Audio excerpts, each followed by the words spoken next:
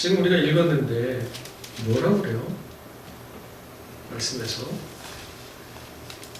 에스겔 1장은 참 어렵죠. 그래서 에스겔 1장을 읽다 보면 이게 뭐라고 말씀하시는 거야? 그래서 되게 어려워요. 그런데 에스겔 해석에 있어서 중요한 것은 1장에 나오는 환상을 해석하는 게 아니에요. 1장에 지금 우리가 읽은 이 에스겔이 본 환상이 무엇인가를 해석하는 게 중요한 문제는 아니에요. 다니엘서에 보면 다니엘이 한 신상에 대해서 설명을 해요. 환상과 꿈에 대해서 설명을 하는 장면이 있어요. 그러면 그건 우리가 알아야 하고 중요한 것으로 여겨야 되겠죠. 그런데 에스겔 말씀에는 이 1장을 에스겔이 환상으로 보았지만 1장에 대해서 설명을 하고 있지는 않아요. 그래서 거기에 나오는 사람의 얼굴이 뜻하는 것은 무엇이고 사자, 소, 독수리의 얼굴은 이런 의미다 하고 말하고 그것을 이해하려고 하고 그것을 해석하려고 하다 보면 그건 함정에 빠지게 되는 것이라고 할 수가 있어요. 무슨 얘기냐면 이 에스겔서에서는 그것을 해석하는 것을 이야기하고 있지 않다는 거예요. 그런데 그걸 해석하려고 들면 함정에 빠지게 되는 거예요. 오히려 에스겔서에서 우리가 그래서 이 환상이 의미하는 바가 무엇인지를 오늘 이야기하게 될 건데 인터넷에 검색해보면 이 1장의 환상과 관련해서 여러 가지 그림이 등장해요. 저마다 이 1장을 읽고 해석해 보려고 한 거예요. 그래서 찾다 보니까 어떤 사람은 1장의 이 환상들을 그림으로 그려보려고 한 달 동안이나 묵상하고 읽었다는 거예요. 저는 여러분들에게 그런 짓 하지 말라고 제발 간곡하게 부탁을 드리는 거예요. 1장을 읽으면서 이게 무슨 말씀인가라고 해석하려고 한 달 동안 1장을 묵상하지 말고 제가 오늘 드리는 이 말씀과 앞으로 3시간 동안에 하게 될 그 설교를 듣고 에스겔 전체를 한 달 동안 들여다보세요. 그러면 하나님 주신 은혜가 있을 거라고 믿습니다. 아멘. 그 사진들을 좀 보여드릴게요. 여러분 읽은 거하고 비슷한 것 같아요. 뭐라는지 잘 모르겠죠? 이런 그림들도 있습니다.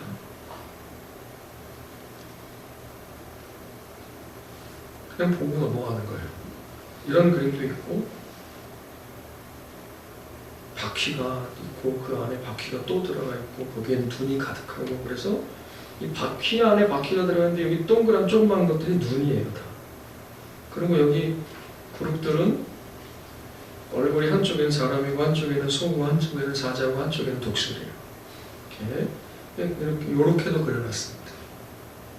그래서 여기에 독수리가 의미하는 것은 뭐고 사자가 의미하는 것은 뭐고 이렇게 찾아내고 그걸 이야기하는 거예요.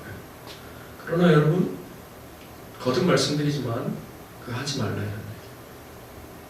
결코 성경에서는 그거에 대해서 이야기하고 있지 않다. 그런데 여기서 조금 더 나아가면 어떻게 되느냐면 조금 더 나아가면 이제 이렇게 되는 거예요. 뭐예요 이거? 이렇게 되는 거예요. 이렇게. 네? 그래서 어떤 사람들은 이 에스겔 말씀에 나오는 이 환상이 이거라는 거예요. 뭐예요 이게? UFO예요. 그래서 성경에 UFO가 나온다는 거죠. 여러분 그건 함정에 빠진 것이라고 할 수가 있습니다. 여러분 28절을 한번 볼까요? 1장 28절 다 같이 시작. 그 사막 광채의 모양은 비 오는 날 구름에 있는 무지개 같으니 이는 여호와의 영광의 형상의 모양이라. 내가 보고 엎드려 말씀하시는 이의 음성을 들으니라. 아멘. 뭐래요? 여호와의 영광의 형상의 모양. 여기 의 소유격을 3번이나 써가지고 굉장히 어려운데 이렇게 읽을 수 있어요. 여호와의 영광의 형상과 모양이라.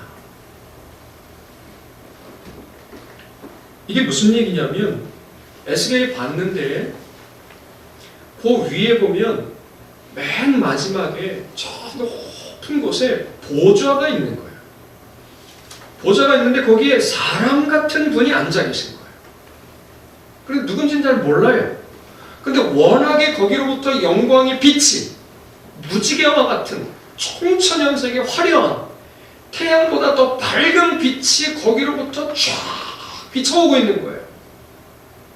그러니까 에스겔이 뭘 아는 거냐면 거기 하나님이 앉아 계신 것을 아는 거예요. 그리고 그 하나님의 모습이 눈으로 보이는 것이 아니라 그 하나님의 보좌로부터 영광의 빛이 비춰오는 거예요. 그래서 뭐라고 얘기한 거냐면 여호와의 영광으로부터 비춰오는 광채, 이렇게 표현하고 있는 거예요. 그래서 여호와의 영광의 형상과 모양이라고 그랬는데 영광이라고 하는 것이 보이는 게 아니에요. 그러니까 모양과 형상이라고 하는 것도 굉장히 어려운 말이에요. 그러니까 이후로부터는 요 에스겔 1장에 에스겔이 본 것을 뭐라고 생각하면 되냐면 여호와의 영광을 봤다, 이렇게 생각하면 되는 거예요. 그러면서 그 영광의 각 내용들을 거듭 말씀드리지만 알려고 해석하고 그림으로 이렇게 그려내는 것이 아니라 에스겔서를 읽어보면 이 여호와의 영광이 움직이셔요. 여호와의 영광이라고 표현이 되었는데 여호와께서 앉아 계신 보좌를 얘기하는 거예요. 그러니까 하나님이 움직이신다, 이런 거예요. 그래서 그것을 여호와의 영광이 움직이신다, 이렇게 표현하도록 하겠습니다. 그런데 이 1장이 하는 역할이 뭐냐면 주요한 환상이 에스겔 말씀 안에 3번 등장해요. 3번. 몇 번 등장한다고요? 3번. 오늘은 공부입니다. 잘 들으셔야 돼요. 3번 등장하는데 이 3번 중에 첫 번째가 1장에 등장하는 여호와의 영광이에요. 그런데 이것이 어떤 역할을 하냐면 여러분, 에스겔이 그 전에는 하나님의 모습을 봤어요? 못 봤어요? 못 봤어요. 이제 사역을 시작하면서 처음 하나님께서 당신을 에스겔을 통해서 보여주신 거예요. 그런데 그 다음에 하나님의 영광이 또 나타나셔서 움직이시면 에스겔이 뭐라고 할 수 있어요? 하나님이시로구나. 지난번 거기서 내게 나타나셔서 보여주시고 말씀하신 그 하나님의 영광이로구나. 이렇게 알 수 있겠죠. 무슨 말씀인지 이해가시죠? 네. 그러면 그 에스겔의 시각을 따라서 우리는 같이 움직이면서 보면 되는 거예요. 거기에 여러분 마치 이 아이가 그린 그림이거든요. 이 그림을 여러분 다 이해할 수 있어요? 없어요? 이해할 만한 것들이 있죠. 이건 사람이에요, 사람. 여긴 집입니다. 이건 해고, 이건 아마도 산인 것 같긴 해요. 그런데 이거 뭐예요? 이거 마당에 돌 박석 깔아놓은 건가? 보도블록인가? 이거 뭔지 아시겠어요? 머리가 기니까 이분이 엄마인 것 같은데 엄마가 아빠보다는 좀 더 키가 큰가? 손은 왜 이렇게 크지? 검지손가락을 들고서 아빠가 뭐라고 얘기하는 건지, 얘는 부위를 외치는데 얘가 그림 그린 사람인가? 얘인가? 제일 중요한 거, 이건 왜 10개일까? 여러분, 이 첫 번째 건 인내예요. 왜 아멘 안 하세요? 두 번째 건 사랑입니다. 이건 믿음이고 이건 소망이에요. 맞아요? 아니요, 이건 엿장수 마음이에요. 그죠? 이게 뭔지는 아무도 몰라요. 아이가 설명해 주기 전까지는 우리가 알 수가 없어요. 똑같이 에스겔이 봤는데 에스겔이 어린아이와 같다는 게 아니고 에스겔이 본 바를 설명하기에 어린아이와 같다는 거예요. 본 걸 말하고 글로 표현하기가 어린아이와 같다는 거예요. 왜 그래요? 그건 본질적으로 눈에 보이는 물질이 아닌 거예요. 그런데 하나님께서 은혜 가운데 보게 하신 거죠. 그런데 우리는 육체를 가지고 있어요. 우리는 언어의 한계가 있고 이성의 한계가 있는 사람들이에요. 그런데 그걸 가지고서 한계를 뛰어넘는 존재인 영적 실체들을 글로 써놨는데 수천 년이 지난 지구 반대편에서 그걸 보고서 사자가 의미하는 건 이거야. 그건 마치 조금 전에 그 밑에 있는 네모칸을 보고 이건 사랑이야, 이건 인내야, 이렇게 얘기하는 것과 별반 다르지 않아요. 그러니까 우리에게 중요한 것은 계속해서 말씀드리지만 에스겔이 본 이 환상을 해석하는 게 아니고 에스겔이 본 이 환상, 여호와의 영광이 에스겔 전체에서 움직이시는데 그 움직임을 따라가면서 그것이 도대체 무엇을 말씀하시는가를 아는 것, 그것이 중요하다는 거예요. 그래서 이제 따라가 볼 텐데 아까 말씀드렸듯이 에스겔서에는 주요한 환상이 3번 나와요. 그게 1장에서부터 3장 첫 번째입니다. 그 다음에 8에서부터 11장, 40장에서 48장인데 왜 그렇게 할 수 있느냐? 앞에 보세요. 자, 1장 1절에서부터 3절에 보면 1절에 끝에 보면 하나님의 모습이라고 나왔어요. 다 읽으면서 가려고 했지만 시간이 없어서 빠르게 그냥 가겠습니다. 하나님의 모습이라고 나와 있는데 이 모습이라고 하는 단어가 환상 혹은 이상이라고 에스겔에 번역이 됐는데 3번 나와요. 3번. 에스겔 전체에. 그런데 이 3번 나오는데 3번을 각각 우리말 성경에서는 다르게 해석했어요. 번역했어요. 1절에는 모습, 그 다음에 8장에 가서는 환상, 40장에 가서는 이상이라고 번역됐는데 다 똑같은 말이에요. 그러면서 그 각각의 여호와의 권능이라고 하는 단어가 함께 등장해요. 자, 앞에 얘기했던 여호와의 환상은 에스겔서에 3번 등장하는데 여호와의 권능은 여호와의 손이에요. 손. 그런데 요건 자주 등장하는데 같이 나오는 건 3번이에요. 그 3번이 언제냐? 1장, 8장, 40장이라 이런 얘기예요. 자, 8장에 보면 여호와의 권능, 그 다음에 여호와의 요 환상이라고 되어 있는데 요게 아까 말씀드렸던 여호와의 모습이에요. 같은 단어. 그 다음에 40장에도 보면 여호와의 권능, 여호와의 이상이라고 나와 있는데 여호와의 환상입니다. 그래서 3번 등장해요. 이렇게 3번 등장하는데 3번 등장할 때마다 에스겔이 뭐라고 얘기하냐면 여호와의 영광이시네? 그런데 처음 보는 거네가 아니고 그때 보여주셨던, 그때 내게 나타나셨던 그 하나님의 영광이네, 이렇게 표현을 하는 거예요. 자, 그게 어디에 나오느냐면 여러분 일단 3장 16절을 봅시다. 1에서부터 3장까지는 하나의 환상 덩어리예요.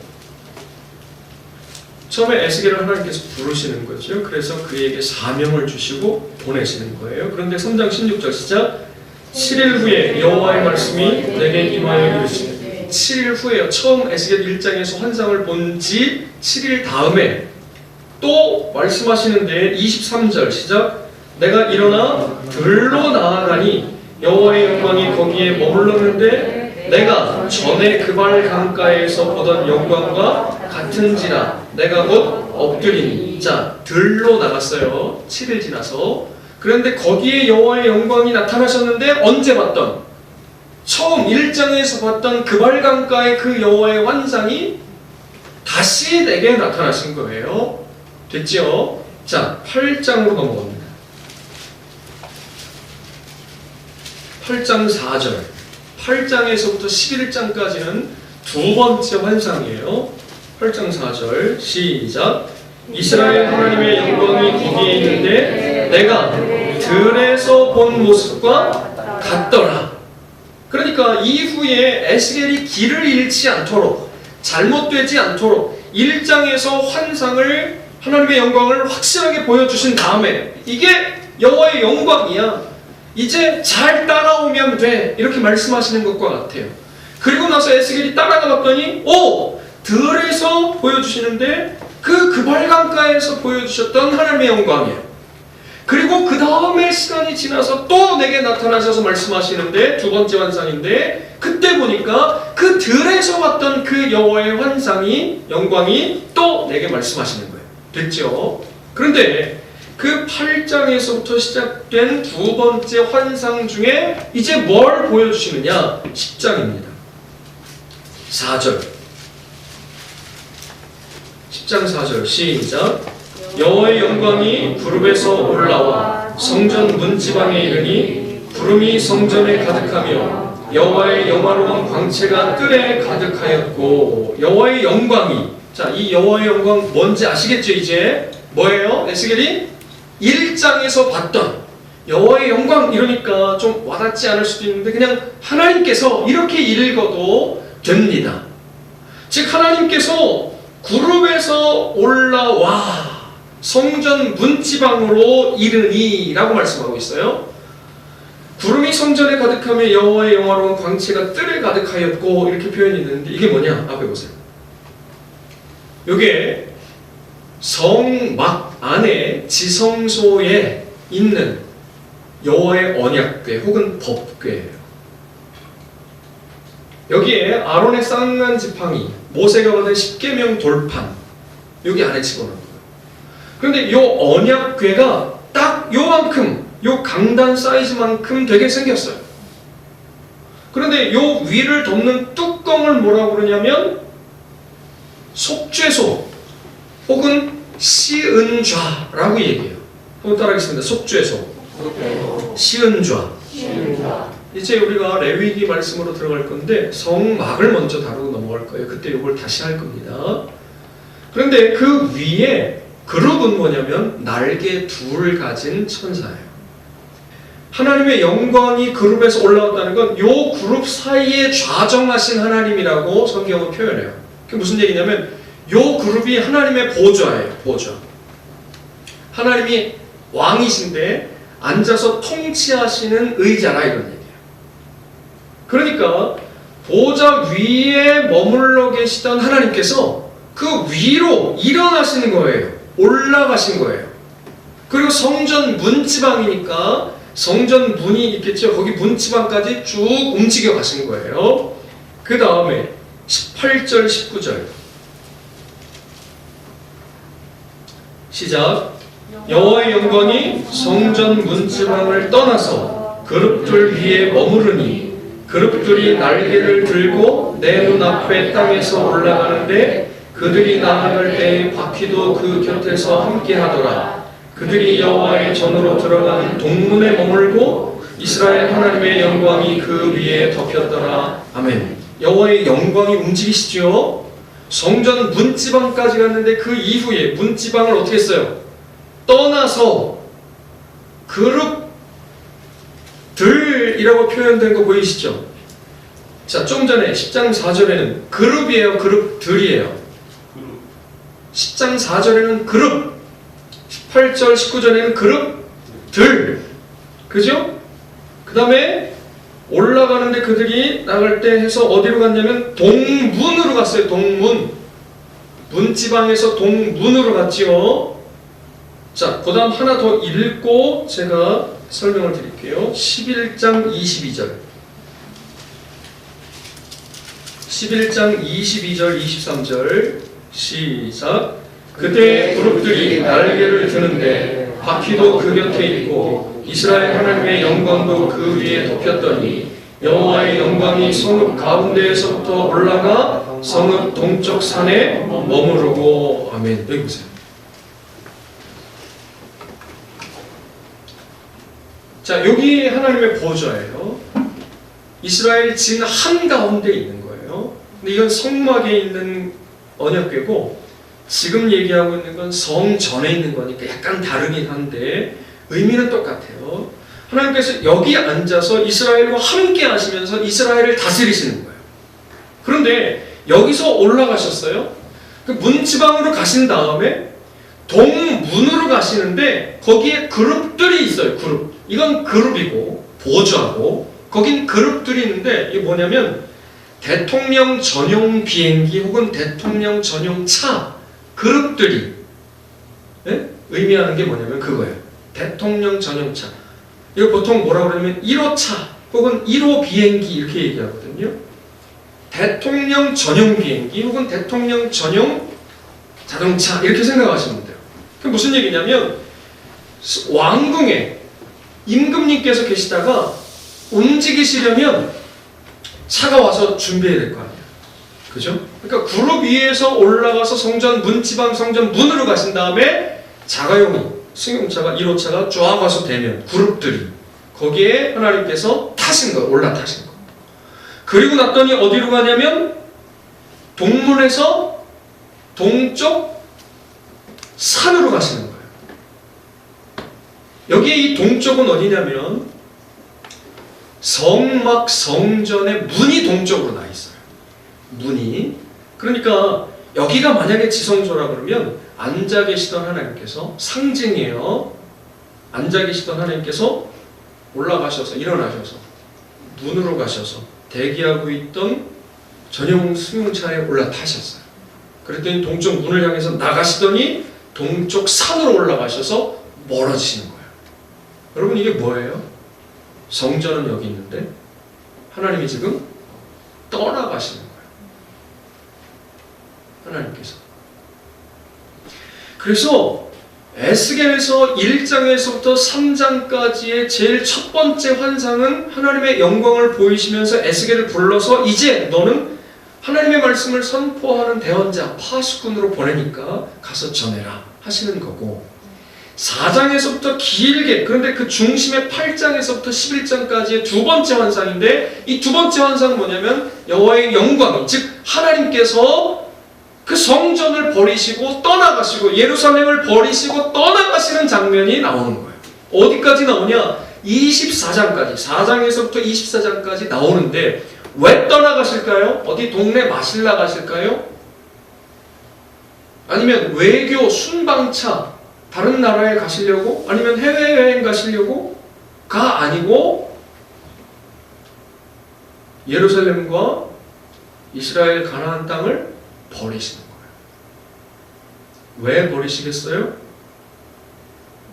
이스라엘의 죄 때문이죠. 그래서 4장부터 24장까지는 하나님의 영광이 떠나시면서 동시에 그 예루살렘 이스라엘 땅에 심판이 시작되는 글입니다. 오늘은 여기까지만 해요.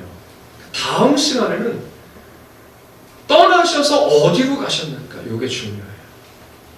그래서 성경 전체와 연결해 볼 거고 그 다음 세 번째 시간에는 그렇게 떠나가신 하나님께서 다시 돌아오셔요. 돌아오시는데 어디로 돌아오시느냐? 요 세 번째 그림이 중요해요. 그래서 이렇게 진행이 될 건데 여러분 죄 때문에 하나님께서 떠나가신다는 거예요. 다 같이 한번 읽겠습니다. 시작. 여호와의 손이 짧아 구원하지 못하심도 아니요 귀가 드나여 듣지 못하심도 아니라 오직 너희 죄악이 너희와 너희 하나님 사이를 갈라놓았고 너희 죄가 그의 얼굴을 가리어서 너희에게서 듣지 않으시게 함이니라. 아멘. 이거 지금 이방인들 얘기하는 게 아니에요. 하나님의 택하신 백성을 얘기하는 거예요. 우리는 그렇기 때문에 예수님 믿어서 끝났다 이렇게 얘기할 수 없어요. 예수님 믿은 사람들에게 이제 무엇이 필요하냐? 하나님과 동행하는 것이 필요하다. 그런데 그것을 완전히 망쳐버리는 것이 무엇이냐? 죄다 이런 말이죠. 그런데 중요한 것은 이 백성들이 뭐가 죄인지를 몰라요. 뭐가 죄인지를 모르니까 회개할 수가 없어요. 선지자를 보내실 때 끊임없이 보내시니까 듣기는 듣는데 그러나 깨닫지 못합니다. 그러니 회개하지 못해요. 그러니 계속 그 죄의 길로 걸어갈 뿐입니다. 시간이 갈수록 그들은 더 패역하고 그들은 죄의 길로 더 달려가고 예배당에 나와서 이렇게 예배한다고 하고 있지만 제물들을 잡아가지고 하나님께 가서 제사를 드리고 있는데도 불구하고 하나님은 그들을 향해 돌아오라고 말씀하시고 죄를 범했다고 말씀하시고 패역하다고 말씀하셔요. 그럼 백성들은 우리가 지금 제사 드리고 있는데 우리가 지금 성전에 머물러 있는데 우리가 지금 예배하고 있는데 우리가 어딜 갔다는 얘기야? 우리가 무슨 죄가 있다는 얘기야? 늘 백성들이 이렇게 얘기해요. 그러니 하나님의 말씀을 들고자 하는 거죠. 선지자의 말을 듣지 못하는 거예요. 결과는 무엇이냐? 하나님이 떠나버리시는 거예요. 하나님 떠나버리시면 어떻게 되느냐? 그 다음에는 처참한 심판만이 남아있는 거죠. 그래서 이 전반부까지 24장까지 에스겔 말씀을 읽어보면 아주 참혹할 정도의 심판이 등장하고 있어요. 왜 그러냐?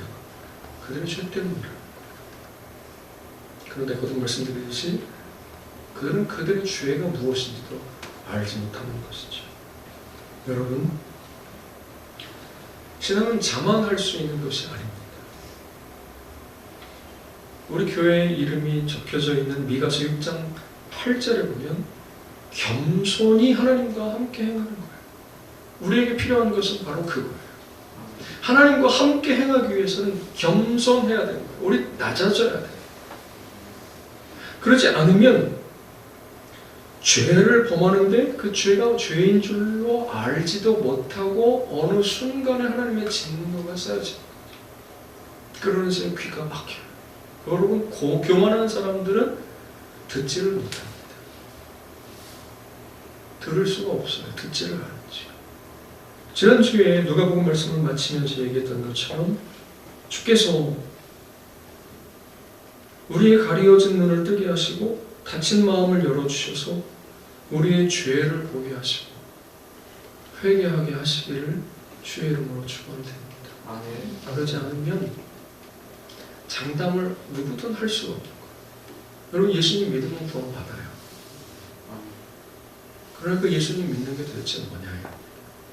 그죠? 주께서